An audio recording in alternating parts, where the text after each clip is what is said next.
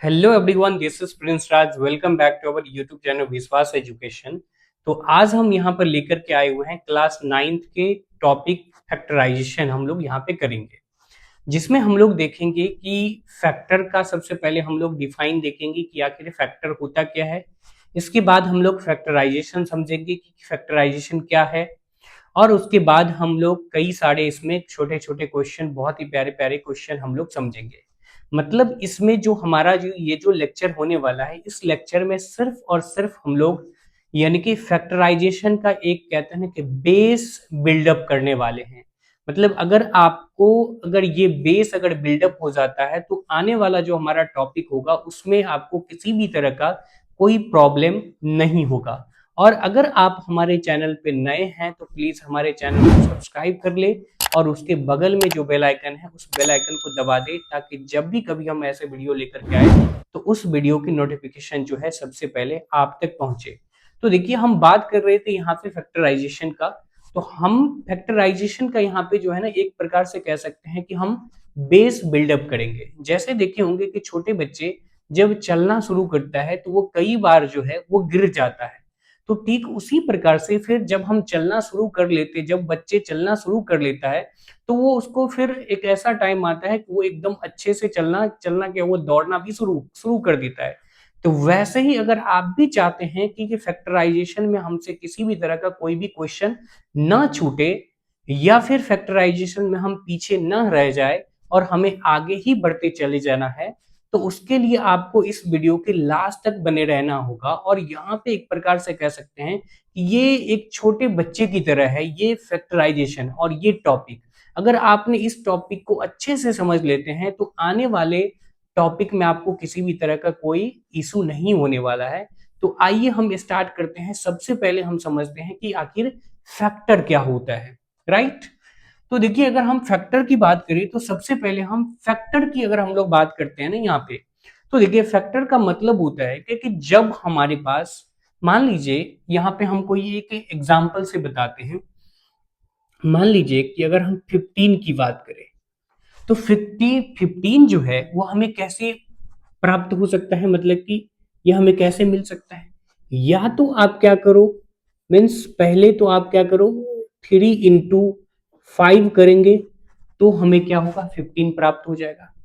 और अगर हम लोग बात करते हैं 15 का जो प्रोडक्ट होगा, मतलब 1 इंटू अगर हम 15 फाइंड आउट करते हैं तो हमें ये क्या मिल जाएगा, 15 मिलेगा। तो इसका मतलब ये हो गया कि 3 भी किसका फैक्टर है, मीन्स 5 का, सॉरी 15 का फैक्टर है। और 5 भी किसका फैक्टर है, 15 का फैक्टर है। तो यहां से एक बात आपको समझ में आ गया होगा, the product of two number. यहाँ पे ये जो दो नंबर का जो प्रोडक्ट है, टू गिव दिस नंबर, यानी कि इस दो नंबर का जो प्रोडक्ट है, तो इस प्रोडक्ट से हमें ये नंबर मिल रहा है। तो इसका जो एक, यानी कि इसका जो ईच नंबर है, यानी कि एक नंबर, जो ये जो प्रत्येक नंबर है, ये प्रत्येक नंबर इस 15 का क्या है, फैक्टर है। तो ऐसे ही हम लोग बात करने वाले हैं यहाँ पे अलजेब्रिक, यानी कि ये जो पॉलिनोमियल चैप्टर है, इस पॉलिनोमियल में भी हम लोग वही चीज देखेंगे। तो आइए हम लोग यहाँ पे फैक्टर का डिफाइन देखते हैं। तो सबसे पहला है टॉपिक हमारा क्या, यहाँ पे फैक्टर, राइट। तो यहां से अगर हम इसके डिफाइन की बात करें तो ये हो जाएगा क्या, द प्रोडक्ट ऑफ, ठीक है, द प्रोडक्ट ऑफ टू और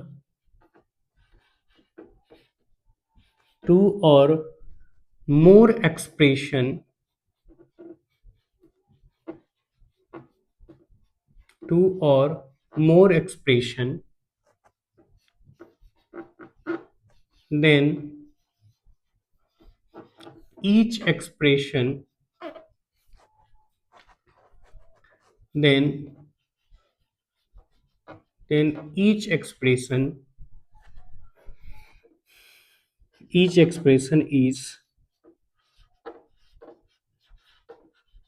is factor of the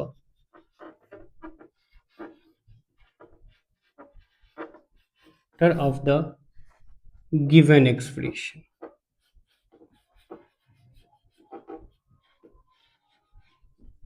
तो देखिए यहां पे क्या है कि द प्रोडक्ट ऑफ टू और मोर एक्सप्रेशन, ये जो है मीन्स हमारे पास जो भी एक्सप्रेशन दिया होगा उसमें यानी कि दो, कम से कम दो एक्सप्रेशन होना चाहिए। वो किस फॉर्म में होना चाहिए? प्रोडक्ट के फॉर्म में, राइट। वो किस फॉर्म में होना चाहिए? प्रोडक्ट के फॉर्म में होना चाहिए।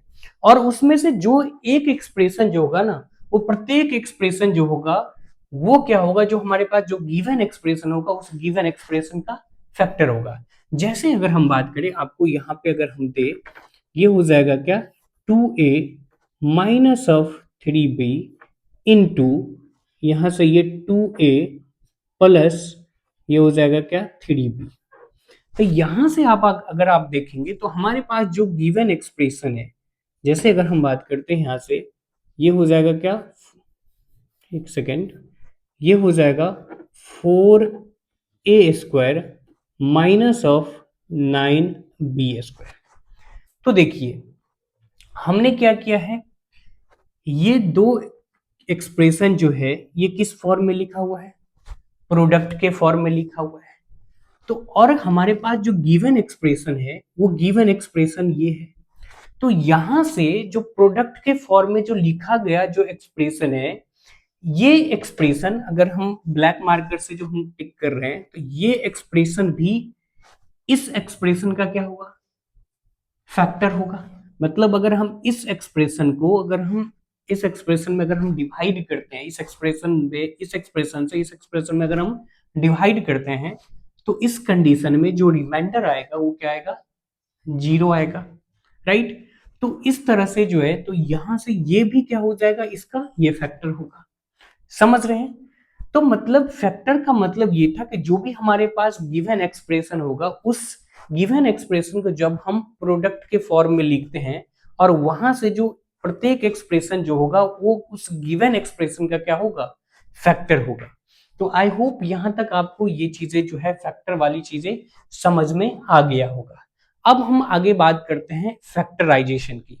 अगर फैक्टराइजेशन की बात करेंगे तो फैक्टराइजेशन ये क्या है, एक प्रकार का एक प्रोसेस होती है। ये क्या है, एक प्रकार का प्रोसेस है, ठीक है। और उसका जो प्रोडक्ट हमें मिलना चाहिए, जब हम, वो जो हमारे पास एक प्रकार से ये क्या है, ये एक प्रोसेस है। और जिस प्रोसेस के तहत जो हमें एक्सप्रेशन मिलता है, तो उसी प्रोसेस को हम लोग कहते हैं क्या, फैक्टराइजेशन कहते हैं। जैसे देखिए,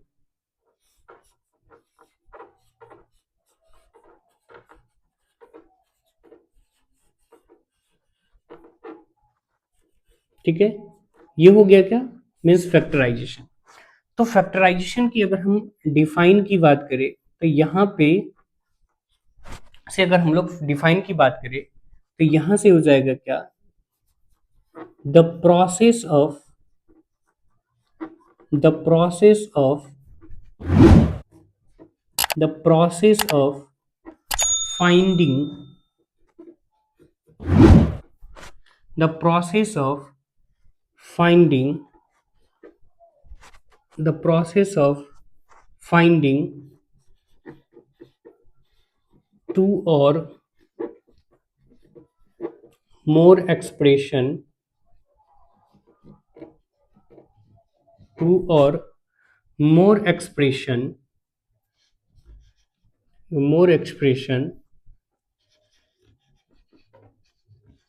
whose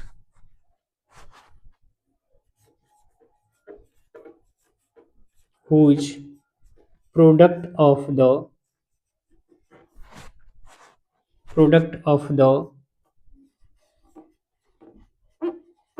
the given expression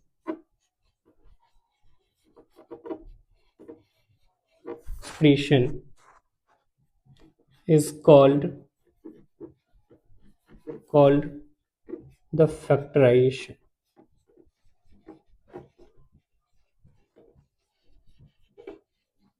called the factorization। अब देखिए क्या है कि ये factorization, the process of finding two और मोर एक्सप्रेशन, जैसे यहां से देखेंगे, इसी को मैं यहां पे लिखता हूं। जैसे ये क्या है कि 4a² माइनस ऑफ 9 ये बी स्क्वायर हमारे पास ये एक एक्सप्रेशन है। ठीक है, अब इस एक्सप्रेशन से हम क्या करेंगे, हमें दो या दो से अधिक एक्सप्रेशन चाहिए। ठीक है, यहां पे देखेंगे the process of finding two और more expression whose product of the given expression is called the factorization, right?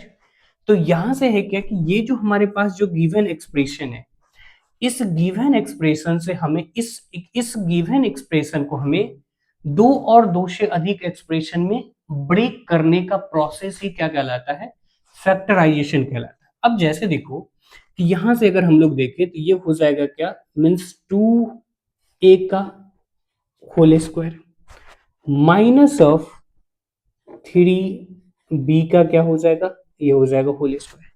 तो यहां पे अगर आप देखेंगे तो डिफरेंस ऑफ स्क्वायर का फॉर्मूला लगेगा, यहां से अगर आप देखेंगे तो ये हो जाएगा क्या, A square minus of B square जो होता है वो हो जाएगा क्या, ए प्लस बी, राइट, और इनटू हो जाएगा क्या, ये यहां से ये ए माइनस बी। तो इसको अगर हम यहां से ब्रेक करें तो ये हो जाएगा एक बार 2a प्लस ये हो जाएगा क्या 3b, और इनटू यहां से 2a माइनस ऑफ 3b के फॉर्म में ये लिखा जाएगा। तो जिस प्रोसेस से हमने यहां तक पहुंचा यही प्रोसेस कहलाएगा क्या, फैक्टराइजेशन। आई होप आपको यहाँ पे फैक्टर अच्छे से समझ में आ गया होगा। ठीक है, इसके बाद जो है हमने जो समझाया, क्या समझाया, फैक्टराइजेशन समझाया। अब हम मूव ऑन करते हैं यहाँ पे। अब ये सब चीजें जब हम समझ जाएंगे तो यहाँ पे अब हमारा यानी कि फैक्टराइजेशन टॉपिक जो है स्टार्ट होता है यहाँ से, और वो टॉपिक का नाम है क्या, फैक्टराइजेशन बाय कॉमन फैक्टर। यानी कि कॉमन का मतलब क्या, जो चीजें दोनों में हो। जैसे मान लीजिए कि ए और बी दो दोस्त हैं, अब ये दो दोस्त है तो ये दोनों दोस्त में क्या कॉमन मिल रहा है, तो हो सकता है कि उसका दोनों का थॉट मिल रहा हो, यानी कि जो सोच है दोनों का सोच मिल रहा है। तो दोस्ती कब होती है, जब हमारा सोच किसी दूसरे के साथ मिलता है तभी हमारी दोस्ती होती है। तो यहाँ पे भी है कि हम लोग देखेंगे कि क्या ऐसा चीज है, क्या ऐसा है जो हमारे पास जो गिवन एक्सप्रेशन होगा उस गिवन एक्सप्रेशन में जो है दोनों में ही कुछ ऐसा कॉमन क्या है, वो कॉमन निकालना सीखेंगे। तो वीडियो तो यहाँ पे अब हम मूव ऑन करते हैं हम क्वेश्चन की ओर, राइट। तो यहाँ पे हमारे पास है तीन क्वेश्चन दिए हुए हैं। ठीक है, तो देखिए इसमें है क्या कि factorization by taking out common factor. Common factor का मतलब क्या, जो देखिए यहाँ पे क्या है कि कितने टर्म है, दो टर्म है। तो दो टर्म है तो इस दोनों टर्म से क्या होना होगा, मीन्स हमें कोई ऐसा कॉमन चीजें मिल जाना चाहिए जिसको हम क्या कर ले, इस एक्सप्रेशन से बाहर निकाल ले। ठीक है, इस एक्सप्रेशन से हम क्या कर सकते हैं, मीन्स बाहर निकालेंगे। अब देखेंगे इसमें, तो देखो अगर आप इसको देखोगे तो यहां से होगा क्या, इसमें 5 है, इसमें भी 5 कॉमन आ रहा है, मतलब दोनों में आ रहा है। पहले तो हमारा काम होगा कि कोफिशिएंट हम लोग इसका देख ले, ये जो हमारे पास जो गिवन एक्सप्रेशन है और इस गिवन एक्सप्रेशन में यानी कि प्रत्येक टर्म में हम देख ले कि क्या हमें कोफिशिएंट से कुछ कॉमन आ रहा है क्या। तो हमने यहाँ पे देखा कि यहाँ से ये 5 भी, 5 यहाँ से मिल रहा है हमें और यहाँ से भी हमें 5 मिल रहा है। ठीक है, हमने हमें तो वो दिख गया, चलो ठीक है कि कॉफिशिएंट हमें दिख गया कि कॉफिशिएंट जो है दोनों ही टर्म से हमें एक कोई कॉमन कॉफिशिएंट आ रहा है क्या, कॉमन आ रहा है, राइट। अब इसके बाद हम लोग देखते हैं क्या हमें वेरिएबल में भी कुछ कॉमन आ रहा है। तो वेरिएबल में अगर आप देखेंगे तो जो पहला टर्म है वहां पे ए स्क्वायर है, और जो दूसरा टर्म है वहां पे ए और बी दोनों है। तो ए और बी दोनों है तो हमें यहां से ये तो हमें कॉमन दे देगा कि ए स्क्वायर, लेकिन जब हम यहाँ पे देख रहे हैं तो ए स्क्वायर तो है ही नहीं, तो यहां से तो हमें कॉमन मिलेगा, ए हमें कॉमन नहीं, मतलब ए स्क्वायर हमें कॉमन नहीं मिलेगा। तो हमें तो ए स्क्वायर पे सोचना ही गलत बात होगा। तो अब हम देखते हैं क्या क्या यहां से ए कॉमन दे देगा ये, तो हाँ दे देगा ये ए कॉमन। फिर इस टर्म में अगर हम दूसरे वाले टर्म में देख रहे हैं कि क्या दूसरे वाले टर्म में हमें ए कॉमन मिल रहा है, तो हाँ कॉमन मिल गया, चलो ठीक है, हमने ए देख लिया। लेकिन अगर बी दिख रहा है हमें कि सेकंड टर्म, यानी कि सेकंड जो टर्म है उस सेकंड टर्म में हमें बी भी दिख रहा है, तो पहले वाले टर्म में बी तो है ही नहीं, लेकिन सेकंड टर्म में है बी। तो हमें जो है यहाँ पे दोनों में, यानी कि दोनों टर्म में, यानी कि फर्स्ट टर्म में और सेकंड टर्म में, दोनों में ही बी नहीं, सॉरी दोनों में तो बी नहीं है, लेकिन सिर्फ और सिर्फ बी जो प्रेजेंट है वो सिर्फ सेकंड टर्म में है और पहले वाले टर्म में नहीं है, तो हम बी तो कॉमन लेंगे नहीं। तो हमें जो चीजें दोनों टर्म में होगा, यानी कि जितने भी टर्म, अगर मान लो कि ये तो, इसकी अगर हम बात करें, ये तो बाइनोमियल है, बाइनोमियल मतलब दो टर्म है, तो इस दो टर्म में हमें क्या क्या कॉमन होगा, जैसे कुछ एक्सप्रेशन होगा जो ट्राइनोमियल होगा, तो ट्राइनोमियल में हम देख लेंगे कि क्या क्या हमें कॉमन मिल रहा है, राइट। जो जो हमें कॉमन आएगा वो हम क्या करेंगे, यहां से ले लेंगे। तो देखो कि यहां से अगर हम लोग देख पा रहे हैं तो हमें मिल गया क्या, मीन्स 5 कॉमन है, 5 कॉमन है, तो हमें कॉफिशिएंट तो मिल गया, बल्कि 5 कॉफिशिएंट तो कॉमन मिल रहा है, लेकिन वेरिएबल भी क्या कुछ मिल रहा है क्या, तो देख पा रहे हैं कि यहाँ पे जो है हमें ए कॉमन मिल रहा है। तो यहां से हम ब्रैकेट लगा करके देखेंगे, तो यहां से तो ये 5a बाहर चला जाएगा, तो बचेगा क्या, ए बचेगा, राइट। और यहां से अगर हम लोग देखें, तो एक सेकेंड थोड़ा सा इसको देखो, इसको हम लोग क्या करते हैं, थोड़ा सा एक्सपेंड करके बता देते हैं, लिख देते हैं। तो यहाँ पे क्या होगा, 5a इंटू ए लिख सकते हैं, इसको पक्का लिख सकते हैं। फिर हम क्या करेंगे, 4a, sorry 4a into 5a into ये हो जाएगा क्या, बी के टर्म में हम लोग लिख देंगे। तो देखो 5a यहाँ पे भी कॉमन है और 5a यहाँ पे भी कॉमन है, तो 5a अगर हम लोग कॉमन यहाँ से निकाल लेते हैं तो बच जाएगा, यहाँ पे क्या बचेगा, a बच जाएगा। और यहाँ से जब हम 5 कॉमन निकाल लिए तो यहाँ पे बच जाएगा क्या, 4b कॉमन में आ जाएगा, 4b जो है बच जाएगा। तो इस प्रकार से हमने देखा कि यहाँ पे जो हमें कॉमन मिल रहा है, यानी कि कॉमन फैक्टर जो मिल रहा है वो क्या मिल रहा है, हमें 5 मिल रहा है, मतलब इस टर्म का भी फैक्टर ये 5a होगा और इस टर्म का भी ये कॉमन फैक्टर था, यानी कि ये जो हमारे पास जो गिवन एक्सप्रेशन है, यहाँ से जो हमें कॉमन फैक्टर मिला वो क्या मिला, 5a इंटू ए माइनस 4b, राइट। तो यहाँ से इस तरह से जो हम लोग कर सकते हैं। अब हम दूसरे क्वेश्चन में देखें, तो देखिए दूसरे क्वेश्चन में है क्या, ये है 36 और ये है 60, तो ये है 36। पहला काम, सबसे पहला टारगेट हमारा होना चाहिए किस पे, कॉफिशिएंट पे, कि कॉफिशिएंट से हमें क्या कॉमन आ सकता है, फिर हम वेरिएबल पे मूव ऑन करेंगे। तो देखो यहां से अगर हम लोग देखेंगे तो यहां भी हमें 12 मिल जाएगा कॉमन, और यहां से भी हमें 12 कॉमन मिल रहा है। तो सबसे पहला काम होगा क्या, हमें कॉफिशिएंट को देखना होगा, जो भी हमारे पास एक्सप्रेशन दिया रहेगा उस एक्सप्रेशन के प्रत्येक टर्म से हमें कॉफिशिएंट कुछ ना कुछ कॉमन मिल जाना चाहिए। तो ठीक है, हमें दिख गया। अब यहाँ पे देखो ए स्क्वायर यहाँ भी है और ए स्क्वायर यहाँ भी है, बट बी सी जो है सेकेंड टर्म में है और पहले वाले टर्म में नहीं है, तो हम बी सी कॉमन नहीं लेंगे, बल्कि हम क्या ले लेंगे, 12 ए स्क्वायर हम कॉमन लेंगे, तो ये हो जाएगा क्या, 12 3 जा 36 और माइनस ऑफ हो जाएगा क्या, 5bc, राइट। तो यहां से जो हम इस प्रकार से इसका कॉमन ले लेंगे।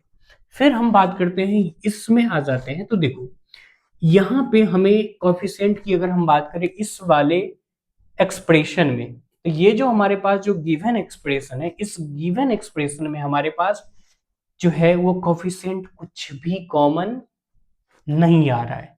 तो कॉफिशिएंट कॉमन नहीं आ रहा तो हम वेरिएबल पे दिमाग लगाएंगे कि कुछ वेरिएबल में हमें इस दोनों टर्म से हमें कोई कुछ वेरिएबल कॉमन आ जाए। तो हम देख रहे हैं कि यहाँ पे जो है ये BC है कॉमन और यहाँ पे भी BC है, तो हमारा काम तो बन गया कि भाई हमें तो दोनों टर्म से कुछ ना कुछ कॉमन मिल जाना चाहिए, कुछ मिल जाना चाहिए, कुछ हमें दे दे।